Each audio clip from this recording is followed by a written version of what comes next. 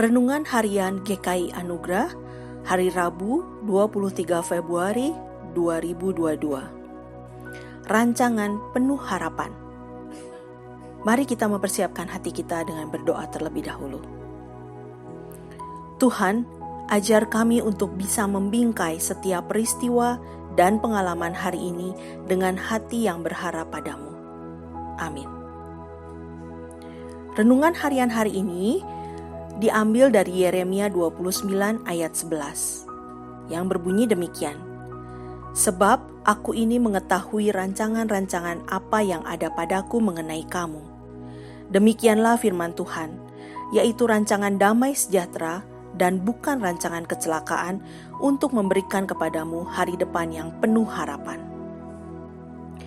Kondisi apa yang sebenarnya dialami oleh bangsa Yehuda pada saat itu? Di dalam kehidupan ini, ada dua hal yang bisa berjalan beriringan atau malah berseberangan. Kedua hal itu adalah harapan dan kenyataan. Jika kenyataan sesuai dengan harapan, kita akan merasa senang. Sebaliknya, jika kenyataan berbeda dengan harapan, kita akan merasa susah. Kita juga bisa berpikir, apakah Tuhan sudah tidak lagi mengasihi kita? Firman Tuhan datang di saat umat Tuhan berada di dalam pembuangan di Babel. Tempat mereka saat itu harus hidup susah sebagai orang asing di negeri orang. Tuhan ingin memastikan kepada umatnya bahwa dalam masa sulit sekalipun, Ia masih tetap bekerja membawa rancangan damai sejahtera dan bukan kecelakaan untuk memberikan hari depan yang penuh harapan. Harapan adalah sebuah keyakinan untuk mendapatkan yang diinginkan. Harapan bukanlah sebuah angan-angan seperti kalau jadi atau dapat ya syukur, kalau tidak jadi atau tidak didapat ya tidak apa-apa. Harapan lebih daripada itu. Di dalam harapan ada keyakinan, kekuatan, dan semangat serta sukacita. Ayat ini sangat disenangi banyak orang Kristen karena isinya mengandung hal yang baik. Namun, kalau kita memahami konteksnya, ayat ini dikeluarkan dari situasi yang sulit. Bangsa Yehuda ditaklukkan oleh Babel. Mereka kehilangan rumah, bait Allah dihancurkan, dan bahkan dibuang ke Babel.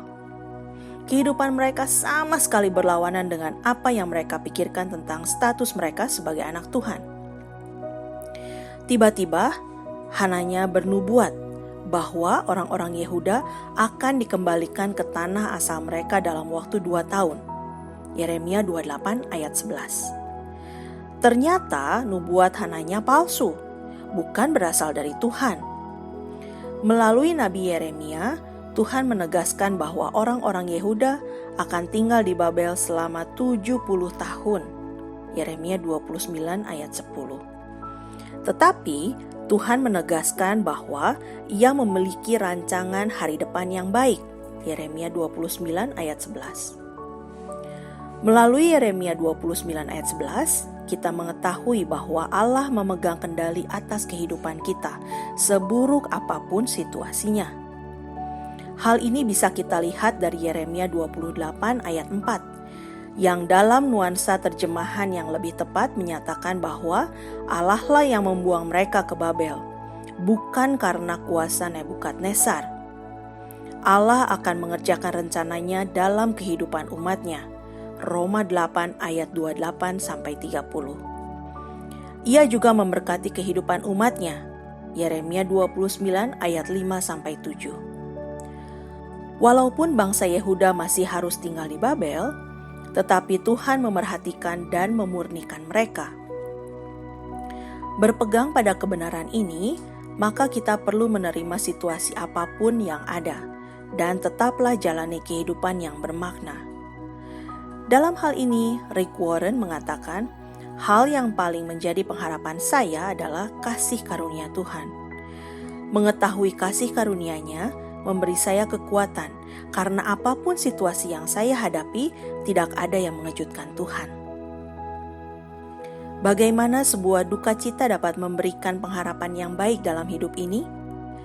Dan jenis duka cita yang seperti apa yang membawa Anda hidup dalam rencananya? Sharingkan bagaimana pengalaman yang buruk dapat membawa Anda memahami pengharapan yang sejati dalam Tuhan.